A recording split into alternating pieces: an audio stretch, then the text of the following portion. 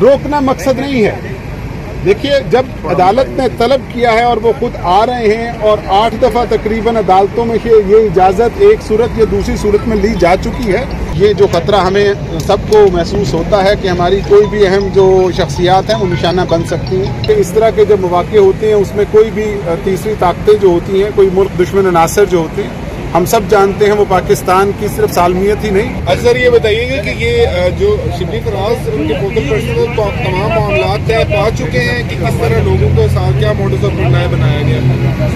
पहली बात यह है कि मैं जो सिक्योरिटी चेक्स के लिए, आप सबको पता है कि ये बड़ी हाई सिक्योरिटी मूवमेंट है और इस मूवमेंट में जहां पुलिस के बेशुमार जो लोग हैं और इस्लामाबाद की सिक्योरिटी जो है इस वक्त वो सबसे पहली प्रायोरिटी है और उसमें रहने वाले और जिस तरह की यहाँ के दहशतगर्दी के खतरात हैं उसके मुताबिक तो उसकी चेकिंग पे हूँ अपनी टीम्स के साथ।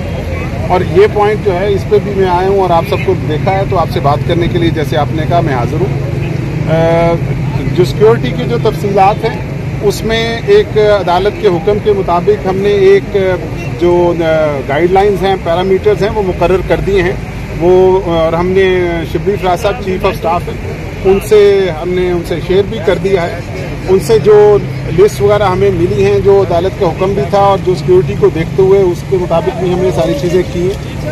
और आखिरी चीज़ ये है कि उस ऑर्डर में भी बड़ा क्लियर है और जो हमने हदायत जारी की हैं, आप सब लोग भी जो खड़े हैं, एक तो अपनी सिक्योरिटी का ख़ास तौर पे ख्याल रखिए। मैंने पुलिस को कहा है कि आपकी सिक्योरिटी जो है वो पुलिस की प्रायोरिटी होनी चाहिए कि किसी किस्म का ये कोई नुकसान ना हो सके, किसी को मौका ना मिले। ख़ास तौर पे पुलिस के अपने भी जो लोग हैं उनको भी बहुत ज़्यादा एहतियात की ज़रूरत है, क्योंकि इस तरह के जब मौके होते हैं उसमें कोई भी तीसरी ताकतें जो होती हैं, कोई मुल्क दुश्मन अनासर जो होते हैं, हम सब जानते हैं वो पाकिस्तान की सिर्फ सालमियत ही नहीं, पाकिस्तान की जो हम आहंगी है, जो हार्मनी है, उसके भी पीछे लगे हुए हैं सर। और उसका एक तरीका ये होता है कि आपस में निफाक डाला जाए। घर इत्तेफाक से चलते हैं, निफाक से नहीं। सर, पिछली दफा पीटीआई के कारकुन जुडिशल कम्प्लेक्स पर आए, इस दफा क्या अहकाम हैं? पीटीआई के वर्कर पहुंचेंगे इस जगह तक? करते हैं तब क्या होगा? देखिए, जो अभी तक हो चुका है हम सब ने देखा है कि आखिरी जब तशरीफ लाए थे इमरान खान साहब, तब भी हमने जुडिशल कॉम्प्लेक्स पे तो तवक्को ये थी कि वो एक मामूल की कार्रवाई के लिए आए हैं और वो चीज़ें बड़े बहस नखूबी होंगी, लेकिन वो नहीं हुई और उसके नताइज भी आपने देखे।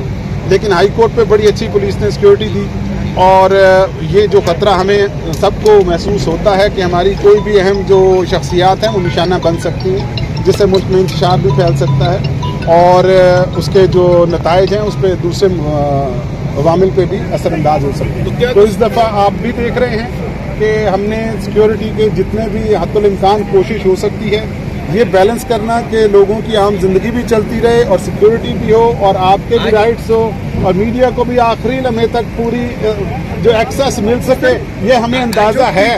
उन्हें ऊंची बोलेंगे तो गालबात करेंगे। आजी साहब, ये बताएं कि यहाँ पे उनको रोकने के लिए इतनी सिक्योरिटी काफी होगी? रोकना मकसद नहीं है।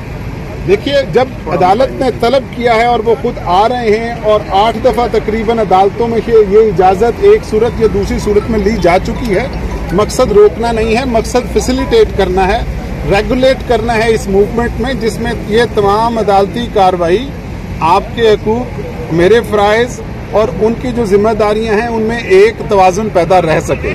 तो लिहाजा अच्छे तरीके से इस जगह तक अगर वो आ रहे हैं, बाकी जो कानून नाफिज हैं आपके इल्म में है, हमारी कोशिश ये होगी कि जहाँ तक वो करीब आते जाएं, जहाँ पे ज़्यादा इम्कान हो खतरे का, जिसमें अदालती अफसर भी मौजूद हैं, आप सारे लोग भी हैं, उसको अच्छे तरीके से हम रेगुलेट कर लें। आईजी साहब, जितने गैर मामूली के इंतजाम किए गए हैं, क्या इमरान खान की गिरफ्तारी का इम्कान है कि यहाँ पे इसी सिक्योरिटी के हिसार में उन्हें गिरफ्तार कर लिया जाए किसी और केस में? देखिए, इम्कानात पे तो मैं बात नहीं कर सकता।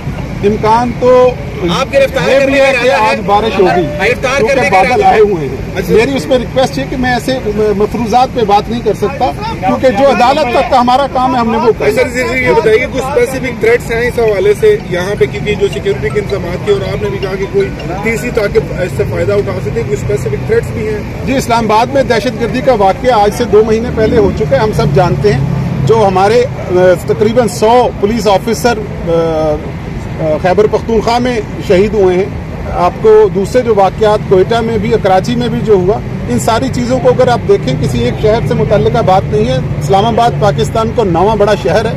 यहाँ पे सबसे ज़्यादा जो मुख्तलिफ अनवा के लोग रहते हैं, जो कि पोटेंशियल जिन पे लोग अटैम्प्ट हो सकती है, और हमारी पुलिस लाइंस जो है, पुलिस की इस्टेब्लिशमेंट्स वल्नरेबल है, तो इतनी तादाद में पुलिस को इकट्ठा करना भी हमारे लिए एक चैलेंज भी है।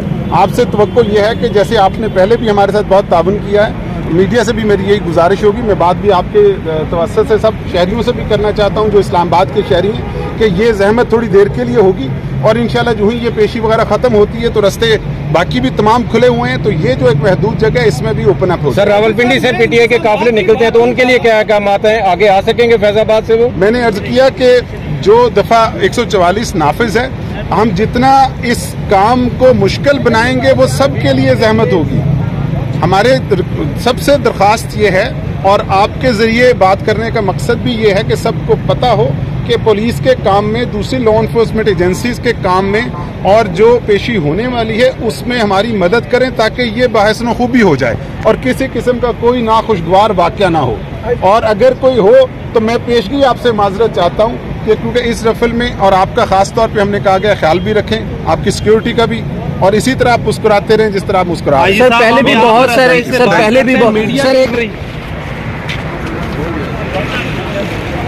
नासिर अकबर खान साहब मीडिया से बात करने के बाद वापस जा रहे हैं और अभी फैसल चौधरी साहब से डिस्कस कर रहे हैं।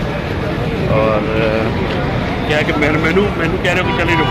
नहीं तुसी तो है नहीं है, ये कौन है? ਤੁਹਾਡੇ ਆ ਬੰਦੇ नहीं जान रहे। You know my face, sir? I hope you recognize. Sir, we are going inside.